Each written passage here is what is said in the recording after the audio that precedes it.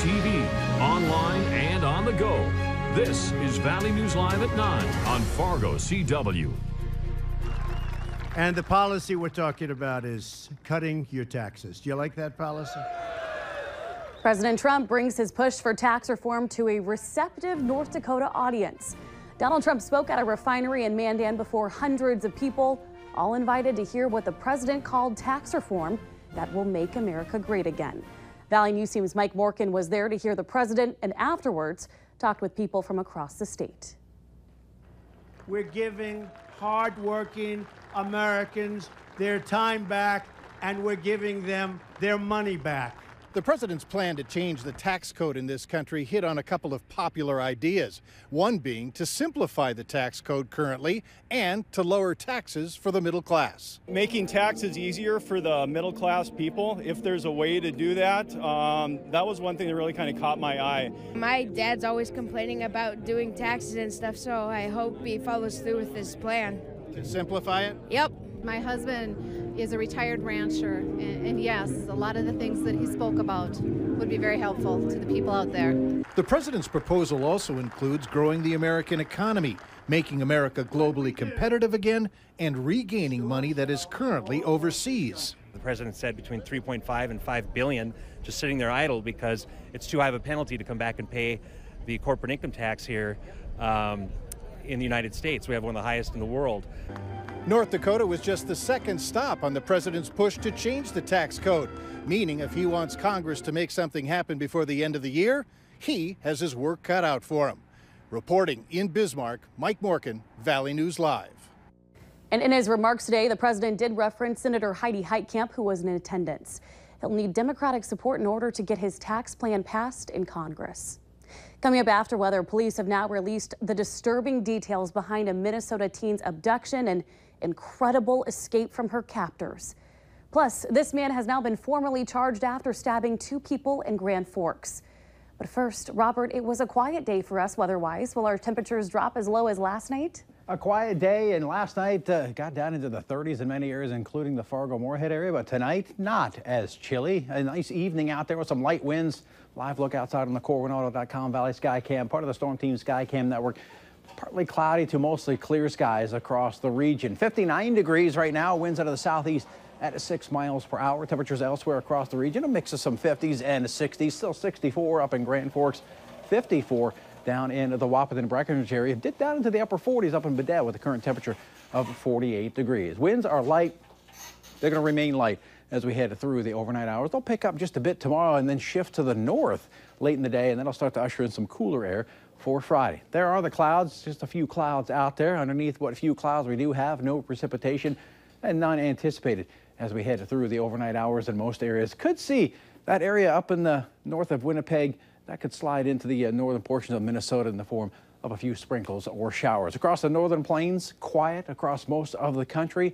Quiet until you get to the southwestern portion of the U.S. Some showers and thunderstorms there, and a few showers and storms up and down the eastern seaboard. Not so quiet out in the Atlantic. Hurricane Irma continues to trudge off towards the west-northwest. Peak winds remain at 185 miles per hour, just to the northwest now of the San Juan, Puerto Rico area. Satellite picture, an intense hurricane, and that's the only one of 3 hurricanes out there. You've got Irma, you've got Katia in the Gulf of Mexico, Jose behind me well out in the Atlantic, and that may clip some of the same islands that Irma just went through. This will continue off towards the west-northwest, possibly impacting the southeastern U.S. over the weekend. For us, we've got some clouds out there, and again, that chance for a few isolated sprinkles across the far northern valley. Most of us will stay dry, though, and in areas that do avoid the clouds overnight tonight, could see the northern lights a pretty good bet as we head through the overnight hours tonight and into tomorrow morning. As we head through tomorrow afternoon, lots of sunshine, warming on up in most areas into the 70s and 80s, but hanging on to some 60s where we have some early morning cloud cover and some northerly breezes across the northern portions of Minnesota. Cooling back into the 50s and 60s by evening time. Here in Fargo, about 10 to 11 degrees warmer than this morning. By lunchtime, into the low 70s, near 80. As we wrap up the day. Picture of the day, a sunset and a plane flying through the sky in Star Lake, Minnesota. Thanks to Diane for sending that in. Going to use that as the backdrop to our 7-day forecast. A nice day Thursday, and again, I mentioned a touch cooler Friday, but we warm it right back up just in time for the weekend. Low 80s Saturday, mid 80s Sunday. A slow cool down next week, but still warm into the upper 70s by Wednesday. And I know you've been closely following all these hurricanes. What is this like as a meteorologist to see 3 hurricanes like this? 3 is pretty rare. Unfortunately, only one of them is the intense one, but unfortunately, the strongest one may impact the United States here in a few days. Okay, we'll continue to follow that. Thank you, Robert. We've now got a follow-up to a story out of Minnesota we've been following for the past month. Police are now reviewing charges against 3 men they say were involved in the abduction and abuse of 15-year-old Jasmine Block of Alexandria. Block was reunited with her family yesterday, but today we learned of the incredible bravery and determination that led her back home. Reporter Kate Radatz has our story. A welcome home sign marks the same place police say Jasmine Block was taken at night on August 8th by this man, 32-year-old Thomas Barker, a family acquaintance. He convinced Jasmine to get into the car and then brought her to his home in Carlos. That's where her nightmare began. Barker tied her up with zip ties, and then he, his roommate, and a friend over the next several weeks repeatedly assaulted Ms. Block and threatened her with weapons.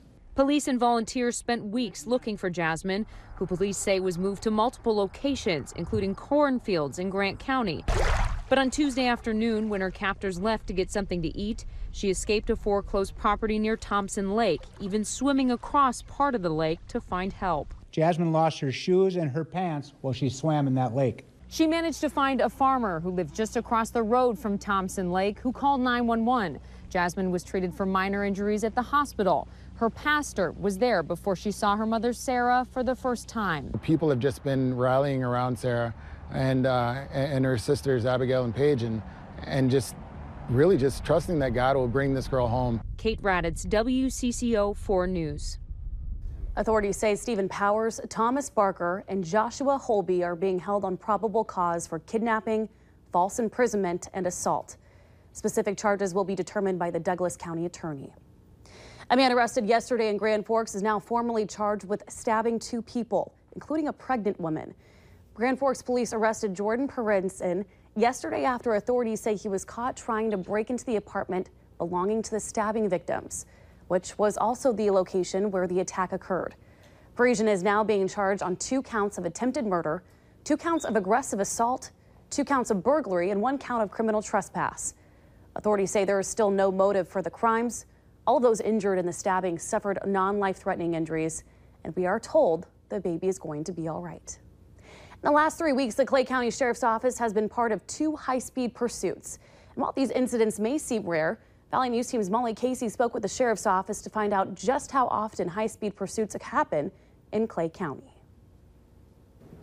It's too many, that we're seeing just here in the Moorhead, Clay County area. It's too many. The thought of police pursuits often makes you think of movie scenes, but Lieutenant Mark Empting of the Clay County Sheriff's Office says they're becoming more fact than fiction in his jurisdiction. It seems like we're seeing about 1 a week. Just last weekend, the Sheriff's Department was involved in a pursuit that reached 103 miles per hour. But Lieutenant Empting says the Sheriff's Department doesn't take police pursuits lightly. We continually monitor these pursuits as they go on, and if it appears that the pursuit is getting to be a little bit more risky, we will shut them down. When the driver is arrested, they're charged with a felony crime for evading a police officer, which can be punishable by up to a year and a day in jail.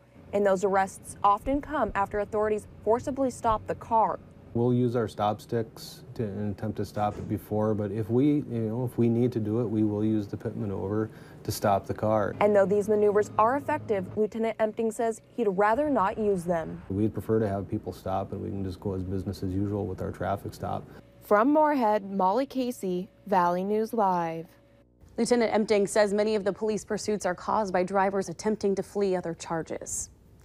And the effects of Hurricane Harvey are still devastating some in the south. The storm's impact is also being felt here in our area. Negotiations between the Dakota Access Oil Pipeline Construction Company and North Dakota regulators investigating potential violations of state rules during construction. Negotiations have continued. The Texas-based Energy Transfer Partners has also been busy with hurricane response. North Dakota alleges the company improperly reported the discovery of Native American artifacts. The state is also looking into whether crews removed too many trees and improperly handled some soil while laying pipe in the state. Both are potentially finable offenses. North Dakota helping Hurricane Harvey devastation by adopting dogs. 19 dogs have come directly from Houston already, and more could be on the way. The Circle of Friends Humane Society in Grand Forks is taking dogs in order to make room for the expected flood of lost and stray dogs in the wake of the hurricane. All the dogs brought to Grand Forks have been in animal shelters for some time. The Humane Society is trying to get dogs adopted as soon as they can. And really, we're just trying to find them forever homes so they can get out of the shelter environment and into their forever home. The Humane Society in Grand Forks has already been in contact with shelters in Florida about preparations before Hurricane Irma. Costco or Sam's Club? What about your local grocery stores? It's a debate that continues raging across the country, and here in the metro area, a new store is shouldering its way into the grocery scene, which is Aldi. The discount food store is, for many people, the go-to spot for scoring a deal. But actually, that's not the case. The big club stores like Sam's Club and Costco actually have better deals on things like cooking spray, butter, and laundry detergent. You just have to buy it in bulk. And that's what shoppers we talked with today say is the reason they buy there. It's great for families that are large in number because they can buy in bulk. I have 3 kids at home and they eat everything I bring into the house, so it's cheaper for definitely eggs and milk.